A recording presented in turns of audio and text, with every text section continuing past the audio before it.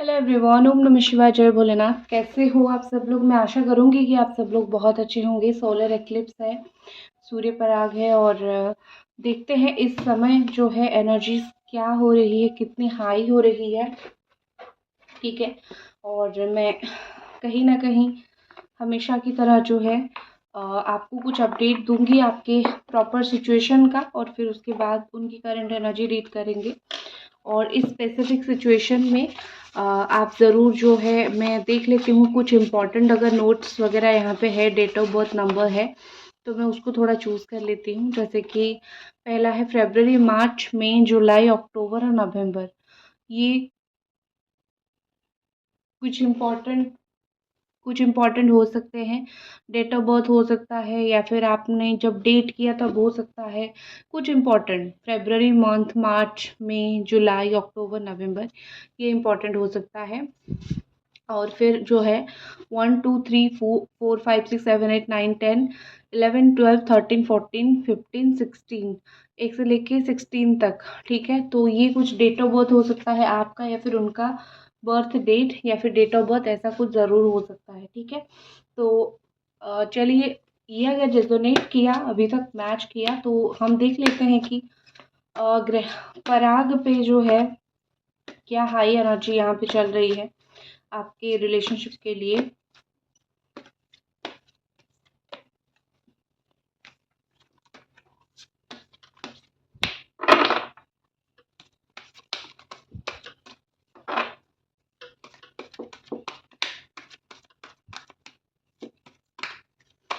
मैं अगले 10 घंटों का देखती हूँ, क्योंकि जिस समय पराग रहेगा उसी समय के लिए एनर्जी में हाई देखूंगी। अगले 10 घंटे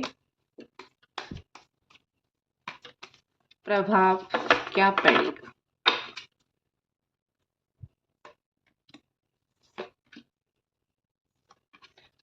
पहले ये होगा, फिर ये होगा और फिर ये होगा। मैंने उसी सीक्वेंस में निकाला है। तो अगले कुछ घंटे, फिर कुछ घंटे और अगले 10 आवर्स, ये ओवरऑल। ठीक है, सबसे पहले जो है एडजस्टमेंट है रिक्वायर, थर्ड क्वार्टर मून। कुछ चीज़ों में आपके रिलेशनशिप में एडजस्टमेंट नाम की चीज़ आएगी, जैसे कि कॉम्प्रोमाइज़ यहाँ पे नहीं हो रहा था। आप अपना बोल रहे थे, वो अपना बोल रहे थे। कुछ चीज़ों में कॉम्प्रोमाइज़ करना पड़ेगा, एडजस्टमेंट रिक्वायर है, करोगे ही करोगे। कुछ चीज़ों में आप करोगे तो कुछ चीज़ों में आपके पार्टनर करेंगे, लेकिन ज़रूर यहाँ पे कॉम्प्रोमाइज़ होता हुआ और कुछ चीज़ों को समझता हुआ मुझे दिख रहा है। जैसे आप चाहते हो वैसे अकॉर्डिंगली अगर चीज़ें ना हो, वैसे हिसाब से अगर चीज़ें ना हो, तो कुछ हिसाब से, कुछ ऐसे हिसाब से चीज़ें होगा, या फिर करने की ज़रूरत है। जैसे आपका रियूनियन हो, या फिर आप दोनों साथ में आओ, या फिर आप दोनों के बीच में चीज़ें अच्छी हो। ठीक है, तो कुछ कुछ चीज़ों में देखो, मुझे लग रहा है कि अगले कुछ घंटों में एडजस्टमेंट करना पड़ेगा। और ऐसा नहीं कि आपको करना पड़ेगा, वो भी कर सकते हैं और करना चाहिए, रिश्ते को आगे बढ़ाने के लिए करना चाहिए। फिर बीच में जो है होगा bring love into the situation. दोनों एक दूसरे के ऊपर ताना कसने के अलावा, एक दूसरे के ऊपर गुस्सा करने के अलावा, अगर प्यार इस सिचुएशन में लाया जाए तो बहुत अच्छा होगा। इसको आप सजेशन की तरह भी ले सकते हो।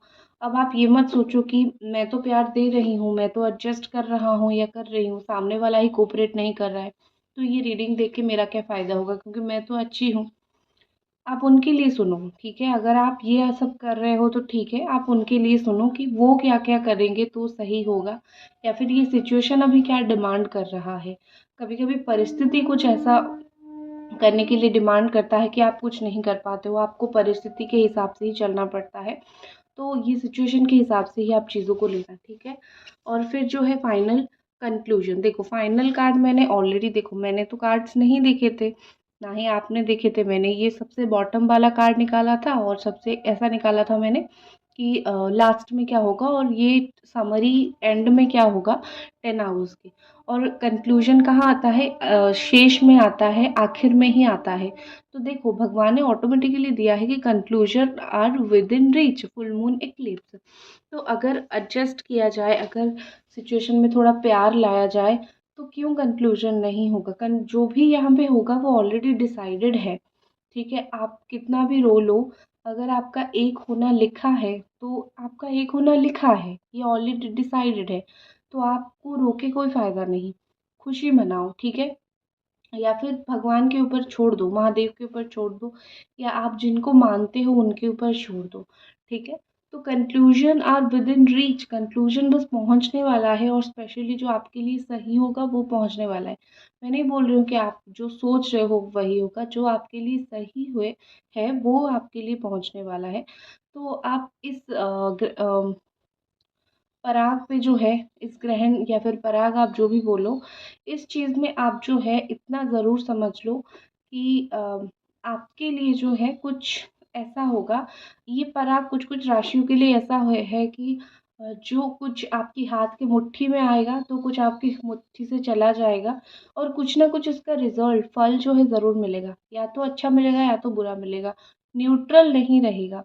जैसे कुछ कुछ आपके दोस्त होते हैं ना, कुछ फ़ायदा करते हैं ना कुछ प्रॉब्लम क्रिएट करते हैं, बस दोस्त होके रहते हैं। आज ये पराग जो है, ये सूर्य पराग जो है वो सिचुएशन क्रिएट नहीं करेगा। कुछ या तो अच्छा होगा या तो कुछ ऐसा होगा जो आपको बुरा लगे। फिर लेकिन हर एक बुरे के पीछे में भी होता है कि बाद में वो अच्छे में टर्न हो जाता है। वो भी भगवान की एक लीला है, तो वो हो सकता है। ठीक है, ये तो हो गया बहुत सारी चीज़ें। अब हम एनर्जीज़ की तरफ बढ़ते हैं। आपके पर्सन की क्या एनर्जीज रहेगी और इस एक्लिप्स में, तो वो हम देख लेते हैं।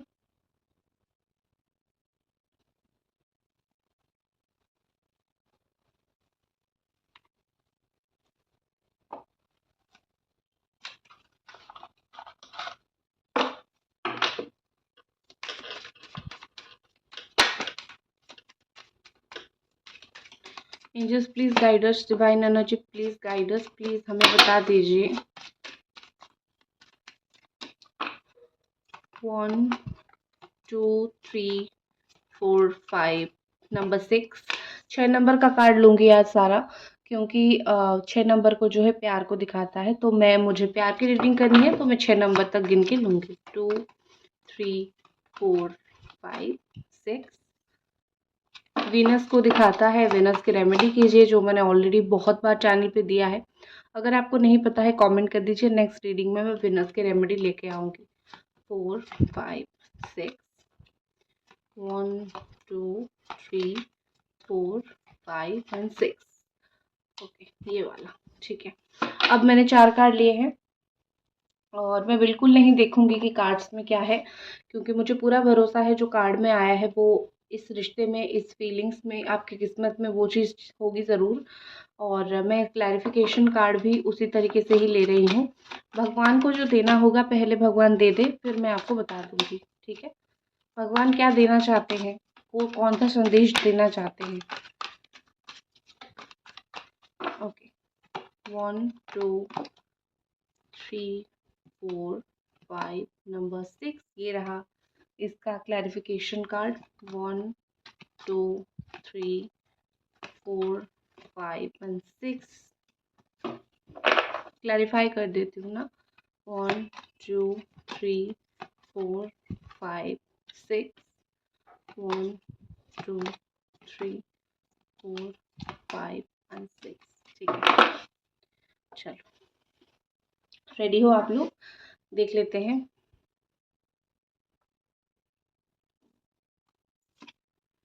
ओके, 10 ऑफ स्वॉर्ड क्लैरिफिकेशन में आया है, 9 of sword, queen of sword, knight of wand की क्लैरिफिकेशन में आया है, 9 ऑफ पेंटिकल्स, द मून की clarification, page of cups, the devil. Okay, all sign है, लेकिन फिर भी साइन बता देती हूँ। वर्गो बहुत स्ट्रांग है, सजिटेरियस बहुत स्ट्रांग है, एरीज लियो बहुत स्ट्रांग है, and cap Gemini Aquarius Libra बहुत बहुत बहुत स्ट्रांग है।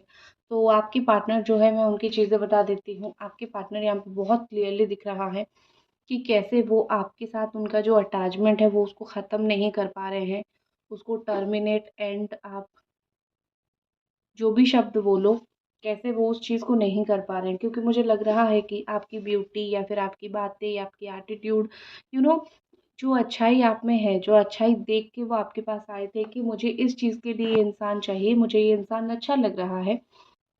तो वो जो अच्छाई आपके पास है, उसी अच्छाई के चलते ये इंसान आपके पास जो है लौट के आएँगे या फिर आपको दिन भर स्टॉक करते हैं, ठीक है? मोस्टली मैं यही कहूँगी कि स्टॉक करते हैं, मुझे वही चीज़ बहुत ज़्यादा ही एप्रोप्रिएट लग रहा है आपके लिए कि ये आपको बहुत ज़्यादा स्टॉक करते हैं।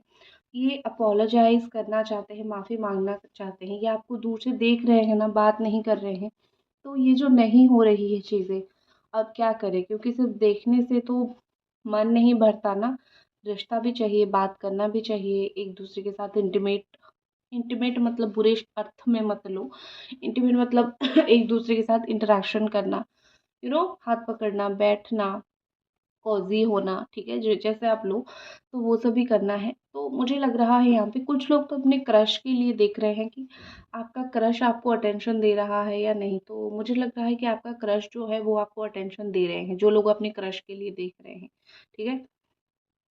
और मोस्टली मुझे ऐसा लग रहा है कि आप दोनों का एक्स्ट्रा मैरिटल अफेयर है, जिन लोग बहुत सारे लोग ऐसे दिख रहे हो एक्स्ट्रा मैरिटल अफेयर वाले, और कुछ लोगों का ऐसा मुझे दिख रहा है कि मोस्टली ऐसा ही दिख रहा है, बट ये है और सारे लोगों के लिए। तो ऐसा लग रहा है कि आप जो अपना दिन भर में कर्म करते हो, जो काम करते हो, वो चीज़ आपके पार्टनर को बहुत अट्रैक्ट करती है, ठीक है? सबसे ज़्यादा जो चीज़ अट्रैक्ट करती है वो ये कि आप अपना काम करते हो, वही चीज़ सबसे बहुत अच्छा करते हो। अगर आप अपना काम नहीं कर रहे होते तो शायद आपके पर्सन अट्रैक्ट जो है वो नहीं हो रहे होते। आप अगर उनको अटेंशन दे रहे होते, वो आपको अटेंशन नहीं दे रहे होते। तो मुझे मोस्टली लग रहा है कि एक चीज़ और भी है कि इनोसेंस, ठीक है? कुछ-कुछ लोगों के बीच में जो इनोसेंस होता है ना, बहुत ज़्यादा होता है, तो आपके अंदर वो चीज़ बहुत ज़्यादा है। आप अपने इनोसेंसनेस को इतना ईज़िली अ, बंद नहीं कर सकते हो, ठीक है? आप ऐसे हो कि आप जैसे हो आप वैसे हो। भगवान ने आपको अगर इनोसेंट बनाया है, आप हो। आप इनकी धोखे की वज़ह से, लोगों की धोखे की वज़ह से आपने अपने आप को नहीं चेंज किया है, या फिर आपने ऐसा नहीं किया है कि मेरे साथ बुरा हुआ है तो मैं दुनिया को जला दूँगी। आपका वो एटीट्यूड नहीं है। तो वही जो चीज़ है ना, इनको आपकी तरफ और खींच रहा है, क्योंकि वो दुनिया में शायद देख रहे हैं कि दूसरे लोग ऐसे नहीं हैं, ठीक है? नेक्स्ट मुझे दिख रही है कि डुअल फेस है आपके पर्सन का, ठीक है? और वो आपको ऐसे दिखा रहे हैं कि मैं अभी कुछ दिन सिंगल रहना चाहता हूँ। मैं अपने इंडिपेंडेंट लाइफ में बहुत अच्छा हूँ। मैं अपना काम कर रहा हूँ या फिर काम कर रही हूँ, या फिर मैं अगर किसी और के साथ हूँ तो आई एम नॉट सीरियस। वो इस तरीके से आपको दिखा रहे हैं कि मैं मोस्टली खुद ही से मैंने इश्क किया है। वो वाला गाना आपने सुना होगा, तो उनके ऊपर वही जो जच रहा है। मोस्टली वो सेल्फ सफिशिएंट दिखाने की कोशिश कर रहे हैं, या फिर वो ऐसे भी दिखा रहे हैं आपको कि मेरे जैसा दुनिया में कोई नहीं है। मैं सबसे अनमोल रतन हूँ, मैं सबसे अच्छा हूँ, ठीक है ना? इस तरीके से वो अपने आप को मान रहे हैं, इस तरीके से वो अपने आप को दिखाने की कोशिश कर रहे हैं। लेकिन ओरिजिनली उनके मन में कुछ और है। काला दिल जिसको बोलते हैं ना, हाफ दिल काला, हाफ दिल सफ़ेद, आधा मैला, आधा सफ़ेद। तो उस तरीके से आप डिट्टो उनको ले लो। वो जितना भी लिपा-पोती करके दुनिया के सामने खुद को अच्छा दिखा रहे हैं, या फिर मुझे कोई प्यार पछड़े में नहीं पड़ना है, वो जितना शो कर रहे हैं, उस उनका और एक साइड है जहाँ पे वो आपको अटेंशन दे रहे हैं, या फिर आपके बिना सोचे आपके लिए उनका दिन नहीं जाता है, ठीक है? तो आपके लिए सोचते बहुत हैं। तो वही चीज़ दिख रही है कि इनका इमोशंस भी बहुत हाई रहता है। आप इनको इमोशनलेस समझने की गलती मत करना। ये काफ़ी ज़्यादा हाई इमोशनल पर्सन है, और ये हाई इनकी वाइब बहुत हाई है। इनकी वाइब के साथ मैच करना, या फिर इनके माइंडसेट के साथ मैच करना बहुत मुश्किल इसीलिए भी है क्योंकि ये दूसरों से अलग है। इनके अंदर भगवान ने ऐसा कुछ गुण दे दिया है जिससे ये एक ही टाइम पे एक इंसान को बहुत पसंद करते हुए भी उससे दूर हो सकते हैं। ठीक है, तो मुझे लग रहा है कि ये आपको बहुत पसंद करते हुए भी आपसे दूर हैं, क्योंकि उनको भगवान ने डिफ़ॉल्ट वो सेटिंग दे रखा है, ठीक है? मतलब आपसे दूर होने का नहीं, मतलब ये दुर्बुद्धि जो है दिख रही है ये सब चीज़ के लिए। नेक्स्ट 10 ऑफ स्वॉर्ड है, यहाँ पे डेफ़िनेटली मुझे कुछ-कुछ चीज़ों की एंडिंग या फिर कुछ-कुछ चीज़ों में तकलीफ़ पाना, देख सकते हो कितना दर्द भरा कार्ड है, एक इंसान को किस तरीके से यहाँ पे उसकी पीठ पे छुरा भोंका गया है, कैसे उसको दर्द हो रहा है। तो ये उसके क्लैरिफ़िकेशन में 9 ऑफ वॉन्ड्स आया है। ये पर्सन वुंडेड है, दुःख है, इनको तकलीफ़ है, लेकिन ये सेकंड ट्राई चाहते हैं, ये सेकंड टाइम ये इस रिश्ते में ट्राई चाहते हैं, मौका चाहते हैं। जैसे होता है ना कि हर रात, वो गाना आपने सुना होगा, रात है तो सवेरा भी होगा, है सफ़र तो मसीरा भी होगा, गम के आगे मुस्कुरा के गाए हम। तो वही चीज़ है, उनको लग रहा है कि ये रिश्ता जैसे रात हुआ है और इसका दिन होगा, कम हुआ है तो आगे खुशी मिलेगी। और अभी देखो आपको तकलीफ़ देके वो भी कहीं न कहीं ट्रॉमा से गुज़र रहे हैं और स्ट्रगल इनकी लाइफ़ में हो रही है काफ़ी सारी चीज़ों में। अब ये उस स्ट्रगल का गुस्सा किसके ऊपर निकालें? किसी के ऊपर नहीं निकाल सकते हैं, अपने तक ही रखेंगे। क्यों? क्योंकि इंसान ने गलती किया है तो वो अभी अपना स्ट्रगल किसके ऊपर निकाले, क्यों निकाले? इनवैलिड है। जब आप गलती करते हो आप भुगतो, कोई ज़रूरत नहीं है लोगों को दिखाने की ये चीज़ें, ठीक है? तो वो अपने तक ही रख रहे हैं। इतनी मैच्योरिटी तो आप उनसे एक्सपेक्ट कर ही सकते हो, भैया अगर तुमने मेरे साथ गलत किया है तुम मेरे बारे में जाके नहीं बोल सकते हो, ठीक है? और ना ही मुझे अगले 10 घंटों में दिख रहा है कि वो आपके बारे में कहीं पे जाके बोलेंगे या फिर बिचिंग करेंगे। दुःख दर्द पीड़ा के साथ वही रहेंगे, लेकिन हाँ, सेकंड ट्राई जो वो है वो ज़रूर पाएँगे। नेक्स्ट है knight of wands and cut cut throat, honest, bold and rude. Queen of sword, मुझे वही दिख रहा है कि अ, आपके पर्सन जो है, जो एक्शन लेंगे, क्योंकि नाइट ऑफ वॉन्ड का कार्ड है। ऑन ऑफ तो होता है, आते जाते रहते हैं, बहुत ऑन ऑफ सिचुएशन आप दोनों के रिलेशनशिप में होता है। बाकी ये जो ऑन ऑफ सिचुएशन है, आना जाना है, ये सिचुएशन ये तो वैसे होता है। लेकिन इस बार जब आएँगे, आई थिंक मुझे लगता है आप में से कुछ लोगों ने डिसाइड किया है कि इस बार जब आएँगे, कट थ्रोट में ऑनेस्ट चीज़ बोलूँगी। चाहे वो उनको रूड लगे, चाहे वो कितना बुरा लगे, चाहे उनको कितना ख़राब लगे। क्योंकि इस कार्ड को आप एक्शन की तरह भी ले सकते हो। अगर आप पूछोगे कि मुझे कि क्या एक्शन लेना चाहते हैं मेरे पर्सन या फिर क्या एक्शन वो लेंगे, तो मुझे लग रहा है कि आने वाले वक़्त में वो आएँगे तो, लेकिन ऑन ऑफ रहेगा। आते-जाते इस मतलब अगर यही सिचुएशन कर रहे हैं बार-बार, तो फिर से वही सिचुएशन क्रिएट करेंगे। लेकिन जो है आपको ऑनेस्ट रहना पड़ेगा, आपको बोलना पड़ेगा। आना है तो वेलकम, नहीं आना है तो मत आओ। ऐसा करके मुझे मत तड़पाओ या फिर मुझे मत रुलाओ, ठीक है? आएँगे, ये नेक्स्ट एक्शन है उनका, आएँगे, लेकिन जैसा आप एक्सपेक्ट कर रहे हो, जैसा आपकी इच्छा है कि मेरा रिश्ता ऐसा हो, शायद वैसा ना हो, क्योंकि हमारे हिसाब से तो भगवान हमको फल नहीं देते हैं। बाकी आपको डिसाइड करना पड़ेगा कि इनकी यही हरकतें आपको सँभालनी है या फिर अपनी ज़िंदगी को नए सिरे से शुरू करना है या फिर अपनी ज़िंदगी में पीस चाहिए। अगर आपको एक्स्ट्रा मैरिटल आपका अफ़ेयर है, आप शादी-वादी नहीं करना चाहते हो, आपको सिर्फ़ रिश्ता रखना है, लेकिन आपको अल्टीमेटली पीस नहीं मिल रही है, शांति नहीं मिल रही है, तो ये आपके ऊपर डिपेंड है। आप उनको बोलो कि रहना है तो शांति से रहो, अदरवाइज़ बिल्कुल मत रहो। ये एक होता है ना कि यूनिवर्स जैसे आपके हाथ में दे रही है कि तुम्हें शांति चाहिए या फिर अशांति के साथ ये इंसान चाहिए, क्या चाहिए भाई देख लो, ठीक है? उस तरीके का सिचुएशन आपके सामने आ सकता है। तो ये थी आपकी रीडिंग, एक्शन, गाइडेंस प्लस जो है फीलिंग्स, और मिलते हैं अगली रीडिंग पे। लाइक कर दीजिए और वीडियो को चैनल को सब्सक्राइब कर दीजिए। बाय।